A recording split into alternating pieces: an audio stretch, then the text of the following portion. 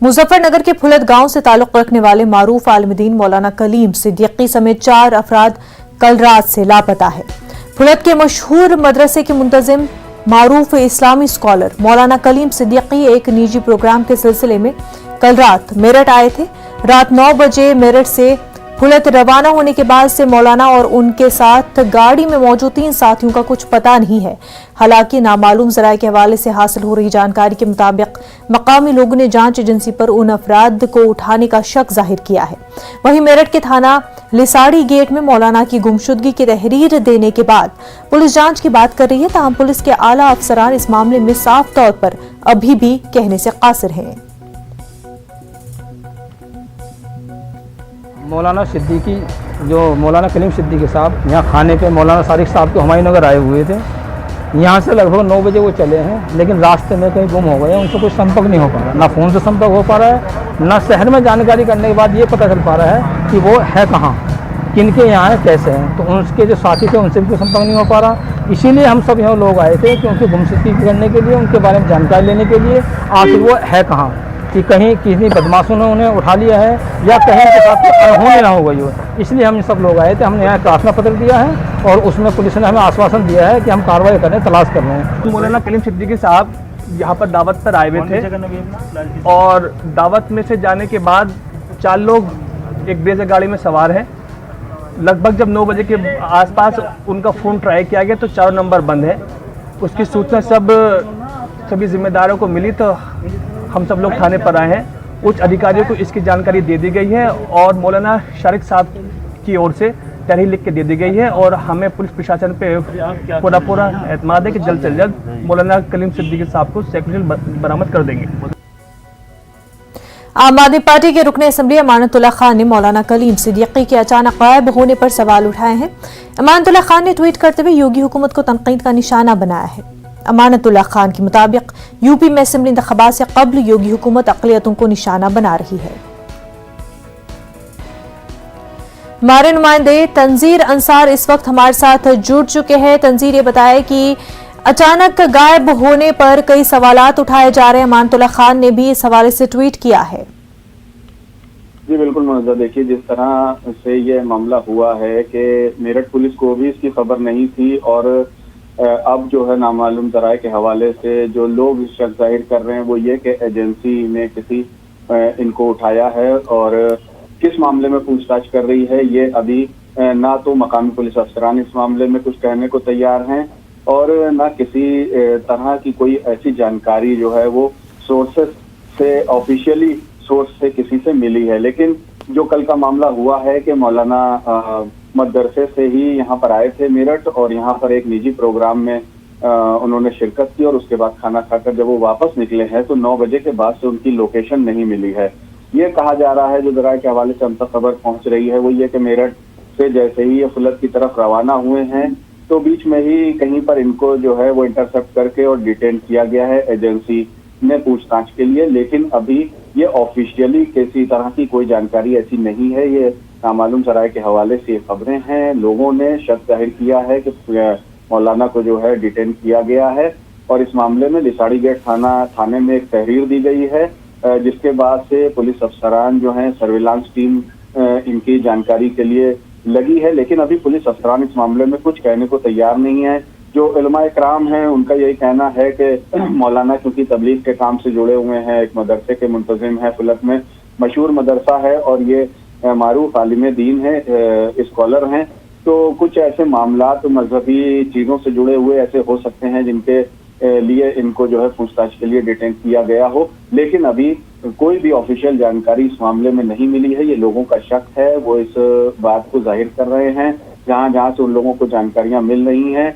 जब तक यहाँ अभी एक जानकारी और मिली है कि अभी उलमाए कराम यहाँ से एक वफ्द की शक्ल में एसएसपी के यहाँ जाने वाले हैं और एसएसपी से इस मामले में वो पूरी तफसीली गुफ्तगू करेंगे और अपने तहरीर भी जो है वो एक मेमोरेंडम भी जो है वो एसएसपी को पेश करेंगे। अब इस मामले में ऑफिशियल क्या बाइट देते हैं एसएसपी या फिर जो ऑफिसर्स हैं वो क्या कहते हैं, ये कुछ देर में साफ होगा। मुनव्जा बिल्कुल तंजीर अंसार, और क्योंकि अभी तक इस पूरे मामले में ऑफिशियली कोई बयान नहीं आया है कि क्या वाकई जो है तफ्तीश के लिए उठाया गया है, पुलिस इस मामले में क्या कह रही है कि उनको ढूंढने के लिए किस तरह की कार्रवाई पुलिस शुरू की है? देखिए, जिस तरह से जब ये बात सामने आई कि मौलाना की लोकेशन नहीं मिल रही है, उनके साथ जो 3 और अफराद थे, ये कुल 4 लोग थे एक गाड़ी में, और जब किसी का भी मोबाइल नहीं मिल रहा था, इनके घर से ये इत्तला यहाँ पर आई, मौलाना शारिक हैं जिनके यहाँ मौलाना आए हुए थे, तो फिर उन्होंने फोन करके जानकारी हासिल करने की कोशिश की, तो उसके बाद ये हंगामा हुआ और लोग जो है यहाँ पे लिसाड़ी गेट थाने में जमा हुए और उन्होंने मौलाना से मुतालिक जो है जानकारी हासिल करने की कोशिश की और मौलाना शारिक ने तहरीर दी इनकी गुमशुदगी की। उसके बाद सीओ और जो भी आला अफसरान है वो थाने पर पहुंचे और उसके बाद जानकारी लेने के बाद से उन्होंने सर्विलांस टीम को लगाया। लेकिन अभी तक पुलिस अफसरान इस मामले में क्या जो है कार्रवाई की है, कितनी जानकारी मिली, ये सब कोई जानकारी अभी कोई भी किसी पुलिस अफसरान ने जो है वो ऑफिशियली तौर पर नहीं दी है। वहीं तंजीर, जो मौलाना के अपने लोग हैं जो उनके जानने पहचानने वाले हैं, क्योंकि रात 9 बजे से उनका लोकेशन नहीं मिल रहा है, उन्होंने किस तरह से ढूंढने की कोशिश की, उनको क्या कुछ पता चल पाया है?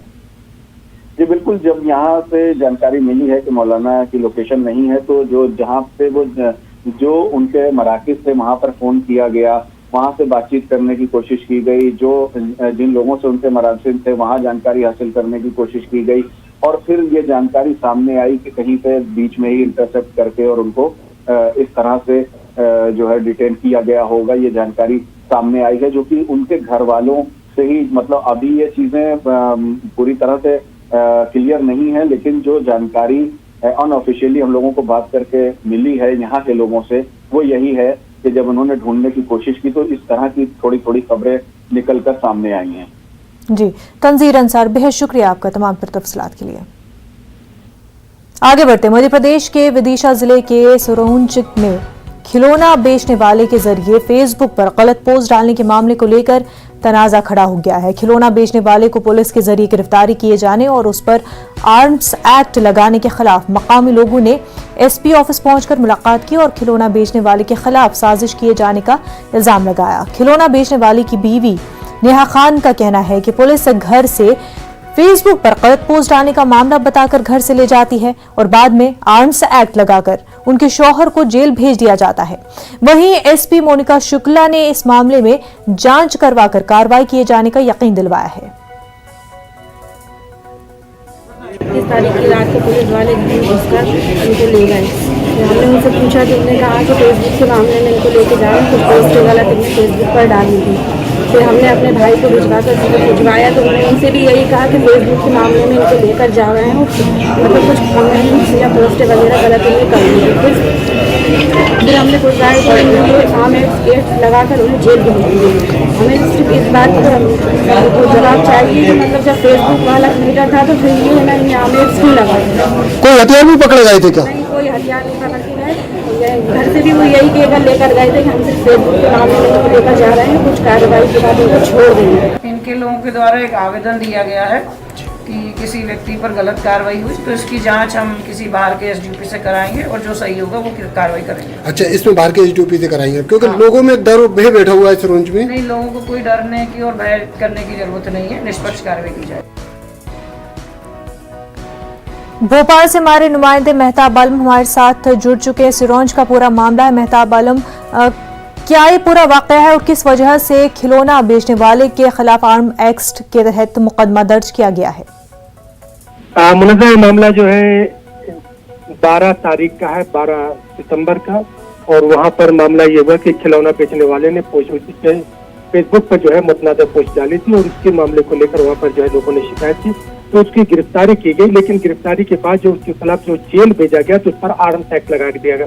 तो वहाँ पर मुकामी लोगों की इस बात की नाराजगी है कि जब फेसबुक का मामला था तो फेसबुक इस पर जो एक्ट है उसके तहत कार्रवाई होनी चाहिए थी, उस शख्स पर आर्म्स एक्ट को लगाया गया है। इस मामले को लेकर मुकामी लोगों ने जो है एसपी से मुलाकात की और एसपी ने भी इस बात में इसको तस्लीम किया और उन्होंने कहा कि इस मामले की जांच करवाई जाएगी और मुकामी शख्स से नहीं बल्कि विदिशा जिले के बाहर की सड़क से जांच करवाई जाएगी और जो लोग भी इसके खिलाफ साजिश करने में जिम्मेदार होंगे उनके खिलाफ कार्रवाई की जाएगी। क्योंकि मकामी लोग नाराजगी बात की कि अगर सोशल मीडिया पर बहुत सारे लोग मुतनाज़ा पोस्ट डालते हैं उनके खिलाफ जो है इस एक्ट के तहत कार्रवाई की जानी चाहिए थी और अगर इसके तहत कार्रवाई की जाती तो लोग भी इसका इस्तेमाल करते। लेकिन यहाँ पर मामला जो है खिलौना बेचने वाले की जो सोशल मीडिया पर पोस्ट को लेकर गिरफ्तारी की जाती है और वहाँ पर थाने में जो मामला दर्ज किया जाता है वो आर्म्स एक्ट का दर्ज किया जाता है। उस मामले को लेकर लोगों में नाराजगी है। लोगों ने एसपी से मुलाकात की और एसपी की जो है यकीनदहानी के बाद जो है लोग जो अपने घर को लौटे और उनको उम्मीद है कि जो है इसके लिए जो यकीनदहानी करवाई उस पर कार्रवाई की जाएगी। मेहताब आलम, बहुत शुक्रिया आपका। आगे बढ़ते हैं। मुल्क में कोरोना के 26,964 नए मामलों की तस्दीक हुई है। वजारत सेहत की जानिब से जारी करदा आदाद-ओ-शुमार के मुताबिक पिछले 24 घंटों में 383 अफराद की मौत हुई है, जबकि एक दिन में 34,000 से ज्यादा मरीज एहतियात भी हुए हैं। मुल्क में कोरोना के 3,01,989 एक्टिव मामले हैं, जबकि मुल्क में अब तक कोरोना को 3 करोड़ से ज्यादा लोग मात दे चुके हैं। वहीं मुल्क में कोरोना के खिलाफ टीकाकारी मुहिम तेजी से जारी है। अब तक 82 करोड़ से ज्यादा लोगों ने वैक्सीन ले ली है। महकमा मौसमियात ने मुल्क की कई रियासतों में अगले 3 दिनों तक भारी बारिश का अलर्ट जारी किया है। गुजरात के कई अजला में बारिश ने सैलाबी सूरत हाल पैदा कर दी है। देर रात हुई बारिश के बाद सड़कों पर घुटनों तक पानी भर गया है। गुजरात के बनासकांठा में सैलाबी सूरत हाल की वजह से लोगों को मुश्किलात का सामना करना पड़ रहा है। सड़कों पर पानी जमा होने की वजह से ट्रैफिक की आमदोरफ्त पर भी असर पड़ा है।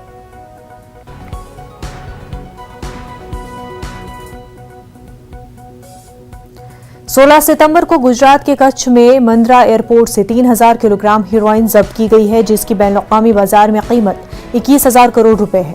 हेरोइन जब्त की मामले के तार चेन्नई से जुड़े हुए हैं।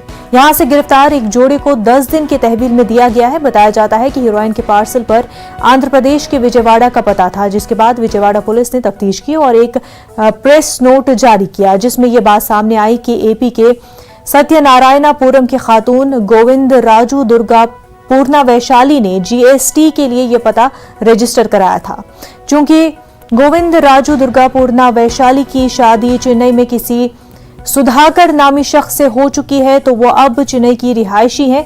जीएसटी एड्रेस के अलावा हीरोइन केस में आंध्र प्रदेश का कोई लिंक नहीं है।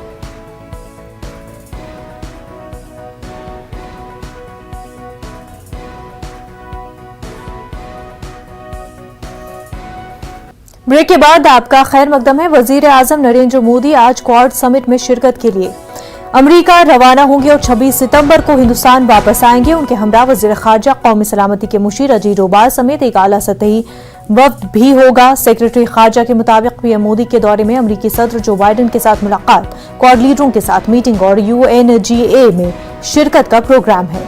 पीएम मोदी के अलावा 100 ममालिक के सरबराह भी सहम मीटिंग में शिरकत के लिए अमेरिका आ रहे हैं। वज़ीर आज़म के शेड्यूल के मुताबिक वो 22 सितंबर की रात वाशिंगटन DC पहुंचेंगे और अगली सुबह अमेरिका के आला CEO से मुलाकात करेंगे। अमेरिका के आला ताजरों के साथ पे दर पे मुलाकातों के बाद पीएम मोदी 23 सितंबर को अमेरिकी नायब सदर कमला हैरिस से भी मुलाकात करेंगे।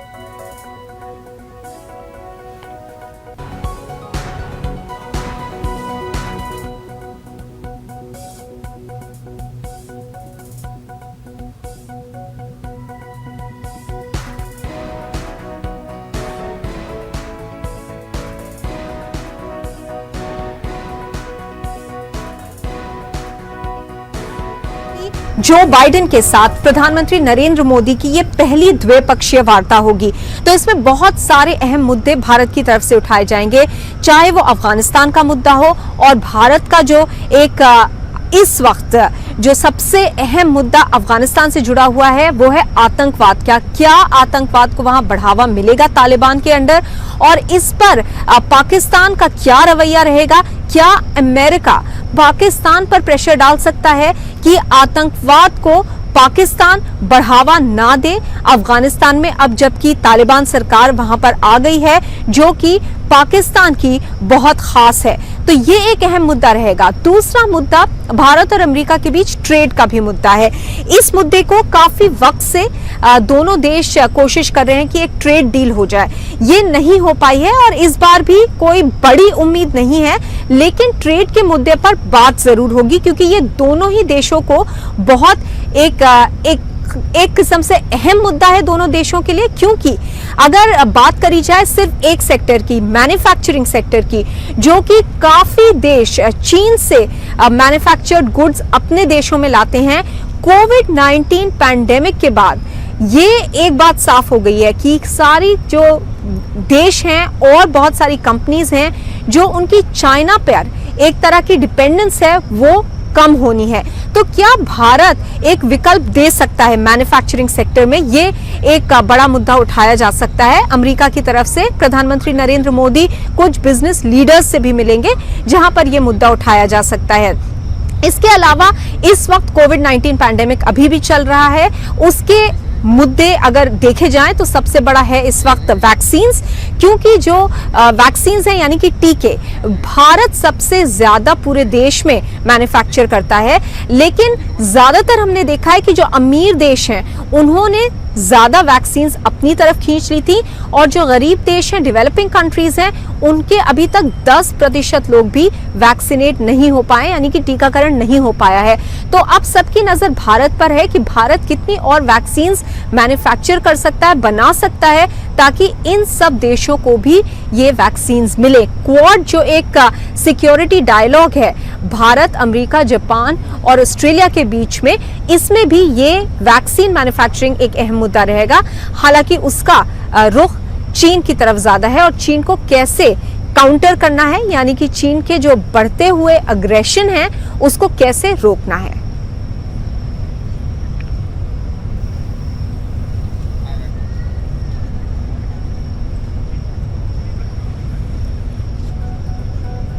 जी, कोर्ट में सबसे बड़ा मुद्दा तो यही रहता है कि कैसे चीन का जो एक अग्रेसिव नेचर है, यानी कि दूसरे देशों के ऊपर एक तरह का दबाव डालना, उनकी टेरिटरी ले लेना, जैसे कि हमने देखा है कि भारत के साथ इस वक्त चल रही है LAC पर एक जद्दोजहद जो चल रही है, 1 साल से ऊपर हो गया है और चीन और भारत के बीच अभी तक एक रेजोल्यूशन सारे उन फ्रिक्शन पॉइंट्स पे नहीं हो पाए हैं।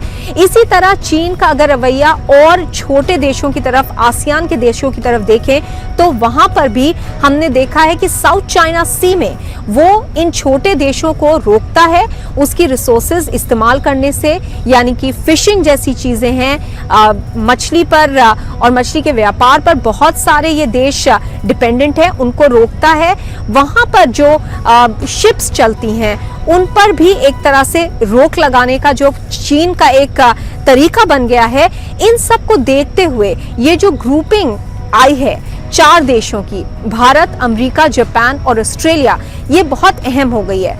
अब एक बड़ी और अहम बात ये है कि ये एक तो फॉर्मलाइज नहीं है जो ये ग्रुपिंग है, किसी तरह का इसको चार्टर या एक स्ट्रक्चर नहीं दिया गया है और ये ना ही मिलिट्री ग्रुपिंग है, यानी कि ये 4 जो देश हैं वो किसी तरह का मिलिट्री एक्शन एक साथ मिलके नहीं लेते हैं। ये इनके जो क्वाड का जो डायलॉग है उसमें शामिल नहीं है, लेकिन बहुत सारे अहम मुद्दे हैं और तरीके हैं जिस तरह चीन को रोका जा सकता है, जिस पर ये देश नजर डालते हैं। इसमें एक मैं आपको एग्जांपल देना चाहूंगी, जैसे पिछले बार जब ये क्वाड समिट हुई थी मार्च में, जो कि वर्चुअल समिट थी, इस बार ये चारों नेता मिलके एक साथ सामने फेस टू फेस बात करेंगे, लेकिन मार्च में ये वार्ता हुई थी वर्चुअल। उसमें ये तय किया गया था कि चीन के जो वैक्सीन डिप्लोमेसी है, यानी कि वो जो टीके बना रही थी कोविड के और बहुत देशों में बांट रही थी, उसको रोकने के लिए इन 4 देशों ने डिसाइड किया था कि ये जॉनसन एंड जॉनसन की जो वैक्सीन है, यानी कि टीका, वो भारत की कंपनी बायोलॉजिकल ई मैन्युफैक्चर करेगी और बहुत सारे इंडो पैसिफिक का देशों को ये वैक्सीन्स जाएंगी। तो इस तरह का कोऑपरेशन, यानी कि सांठगांठ हम देखते हैं इन 4 देशों के बीच, ताकि चीन को रोका जा सके। वज़ीर-ए-आज़म मोदी के अमरीकी दौरे के दौरान अमरीकी सदर से होने वाली मुलाकात पर मुख्तलिफ सियासी जमातों का मिला जुला रद्द अमल सामने आ रहा है। की मुलाकात जो बाइडन से उनके प्रेसिडेंट बनने के बाद पहली बार हो रही है। मुझे याद है कि हमारे प्रधानमंत्री ने वहाँ जाके डोनाल्ड ट्रंप के इलेक्शन को लड़ाया था जो बाइडेन के दिमाग में ये बातें जरूर होंगी। प्रधानमंत्री को चाहिए कि भारत को अमेरिका की एनेक्सी ना बनाए। बात करें, चर्चा करें, अफगानिस्तान पे भी करें, लेकिन भारत के इंटरेस्ट को प्रायोरिटी दें। भारत के इंटरेस्ट के साथ किसी तरीके का कंप्रोमाइज नहीं होना चाहिए। अमेरिका तालिबान के साथ भी रहा है और मुखालफत भी कर रहा है, उनकी हिमायत भी की है और आज उनके खिलाफ भी खड़ा है। हमें अपने इंटरेस्ट को देखना चाहिए। हमें जो बाइडेन के इशारे पे अपनी राजनीति नहीं करनी चाहिए। Who created the problem in Afghanistan? It is American army which went and occupied the Afghan territory that created the whole problem. Now American forces have gone back. Now a new political dispensation. How that new political dispensation is going to work, whether it will be inclusive. We want any government in Afghanistan must be people centric and must be inclusive. NATO के अफगानिस्तान से वापिस होने के बाद वहाँ गुणात्मक परिवर्तन हुए हैं जो भारतीय उपमहाद्वीप के लिए अच्छे लक्षण नहीं हैं। नरेंद्र मोदी और बाइडेन के बीच की चर्चा है उसमें अफगानिस्तान मुद्दा रहेगा, ये हर्ष का विषय है। अक़वाम मुत्तहिदा की जनरल असेंबली से खिताब में अमरीकी सदर ने कहा कि अफगानिस्तान से निकलने के बाद अमरीका ने मुसलसल सफारतकारी का दौर शुरू किया है और अमरीका सिर्फ साफ और काबिल हसूल मिलिट्री मिशंस में मसरूफ रहेगा। उन्होंने कहा कि अमरीका नई सर जंग नहीं चाह रहा है, अमन इस्लाहात करने वाली किसी भी कौम के साथ काम करने के लिए तैयार है। जो बाइडेन का कहना था कि ईरान को जौहरी हथियार बनाने से रोकने के लिए अमरीका अपने अहद पर बरकरार है।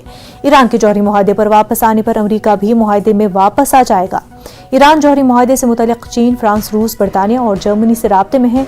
उन्होंने मजीद कहा कि खुद मुख्तार और जमहूरी फ़लस्तीनी रियासत का रास्ता ही इसराइल के मुस्तक़बिल का ज़ामिन है। इसराइल फ़लस्तीन हल से अभी बहुत दूर है, लेकिन हमें इसकी कोशिशें ख़त्म नहीं करनी चाहिए, जबकि इसराइल की सिक्योरिटी के लिए अमरीका के अज़्म और ताउन पर कोई सवाल नहीं हो सकता।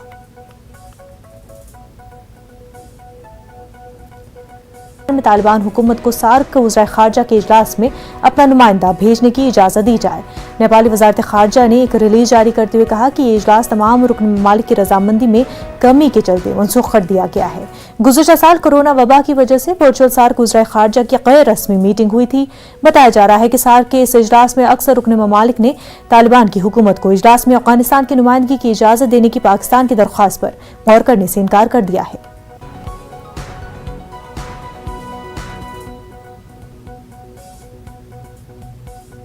अखिल भारतीय अखाड़ा परिषद के सदर महंत नरेंद्र गिरी की पीर को मशकूक हालत में मौत हो गई थी।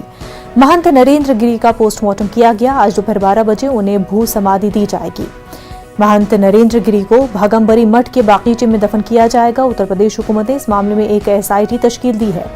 महंत नरेंद्र गिरी की लाश प्रयागराज में उनके बाघंबरी मठ में लटकी हुई पाई गई थी। कमरे का दरवाजा अंदर से बंद था।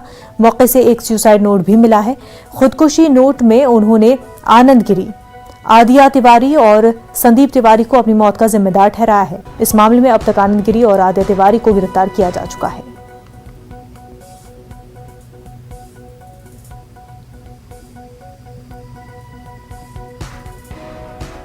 इस वक्त हम बाघंबरी मठ में मौजूद हैं, जहां महंत नरेंद्र गिरी को भू समाधि दी जाएगी, लेकिन पोस्टमार्टम के बाद उनका शव आएगा, यहां सजाया जाएगा पार्थिव शरीर को।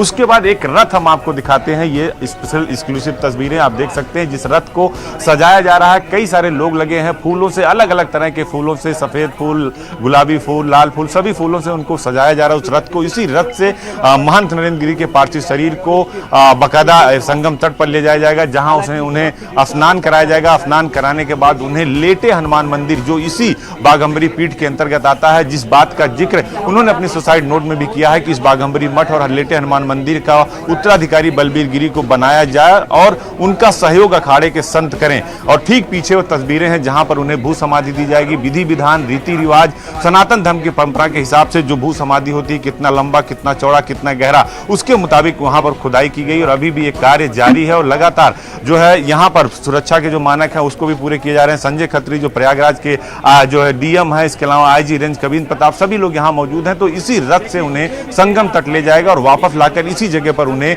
भू समाधि दी जाएगी, जो ठीक दाहिने तरफ हमारे ये तस्वीरें दिख रही हैं। अखिलेश साथ अजीत सिंह, न्यूज 18, बाघम्बरी मठ, प्रयागराज। साई मंदिर ट्रस्ट के सदर, डिस्ट्रिक्ट चीफ जस्टिस और कई दीगर अरकान को बदनाम करने के मामले में पुलिस ने 5 लोगों को गिरफ्तार किया है।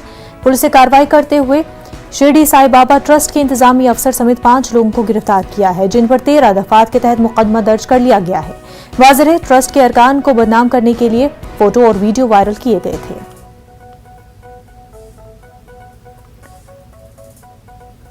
श्रीनगर के मेयर जुनैद अजीम मुत्तू ने हजरत बल में एक अवामी रैली में शिरकत की और अवाम से खिताब भी किया।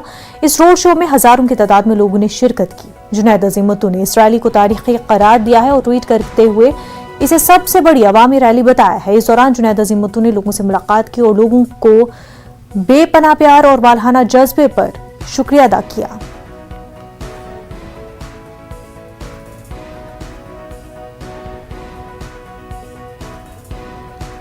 मुंबई पुलिस के साबिक कमिश्नर परमबीर सिंह की मुश्किलों में इजाफा हो सकता है, क्योंकि महाराष्ट्र की वजारत दाखिला ने परमबीर सिंह के खिलाफ जांच के लिए ओपन इंक्वायरी करने की इजाजत दे दी है। ये दूसरा मामला है जिसकी ओपन इंक्वायरी एसीबी करने वाली है। वाज़ेह पुलिस इंचार्ज बीआर खाड़गे ने डीजी ऑफिस को एक खत लिखा था जिसमें परमबीर सिंह पर करप्शन करके करोड़ों रुपए कमाने का इल्जाम लगाया गया था। 14 सफहात की शिकायत वजीर आला, वज़ीर दाखिला, डीजी ऑफिस और एसीबी को भेजी गई थी। अपनी शिकायत में खाड़गे ने इल्जाम लगाया था कि परमबीर सिंह जब थाने के पुलिस कमिश्नर थे उस वक्त उन्होंने एफआईआर से अमीर मुल्जिमान के नाम निकालने के गलत अहकाम दिए थे। दिल्ली पुलिस ने मंगल के रोज अशोक मार्ग पर ऑल इंडिया मजलिस इत्तेहादुल मुस्लिमीन के सदर असदुद्दीन ओवैसी की सरकारी रिहाइशगाह पर तोड़फोड़ के मामले में 5 अफराद को गिरफ्तार किया। नई Delhi district deputy commissioner police Deepak Yadav ने यह जानकारी दी है। इब्तदाई तफ्तीश से मालूम हुआ है कि मुल्जिमीन ओवैसी के बयानात से नाराज थे। यही वजह है कि मुल्जिमीन ओवैसी के घर पहुंचे और तोड़फोड़ की। वाज़ेह है, दिल्ली एमआईएम के दिल्ली सदर कलीमुल हफीज ने इसके खिलाफ पार्लियामेंट स्ट्रीट में एफआईआर दर्ज कराई थी। वहीं असदुद्दीन ओवैसी ने इस हमले के लिए बीजेपी को जिम्मेदार करार दिया है। उन्होंने इस हमले को बुज़दिलाना हरकत करार दिया।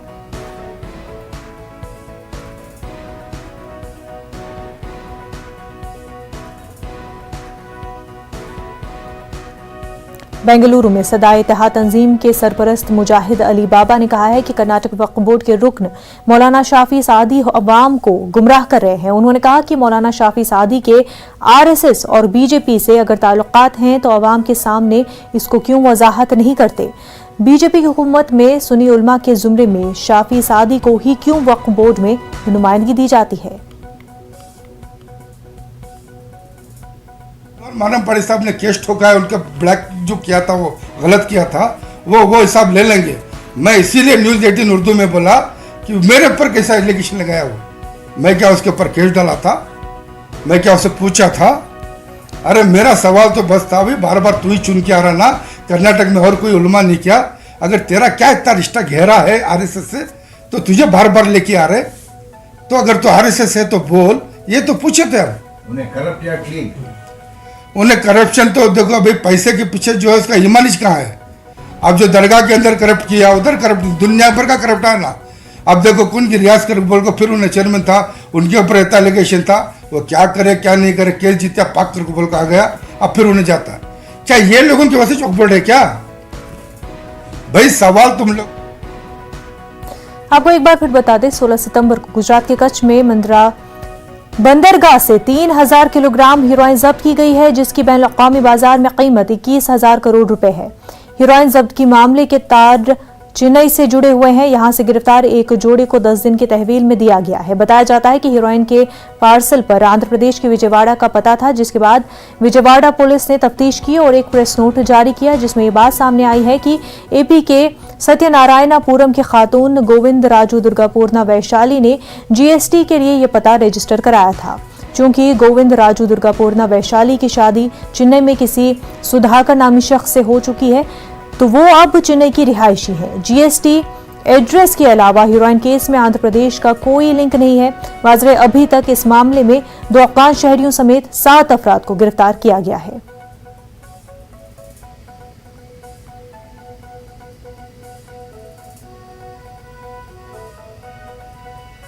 कोरोना वबा के दौरान बाहमी इमदाद और इन्हिसार का जज्बा मुस्तहकम हुआ है। मुल्क इस वबा से मुत्तहिद होकर मुकाबला कर रहा है। टीकाकारी के ऐलान के बाद हम बेहतर ताउन करें जिसे हम कोरोना को मात देने की जानिब कदम बढ़ा सके। नेटवर्क 18 इस मुहिम में हर कदम पर आपके साथ रहेगा। जब तक सभी महफूज नहीं होते तब तक कोई भी महफूज नहीं होगा। इस सोच की बुनियाद पर हमारी मुहिम संजीवनी का मकसद ये यकीनी बनाना है कि वैक्सीन पाना सभी हिंदुस्तानियों का हक है।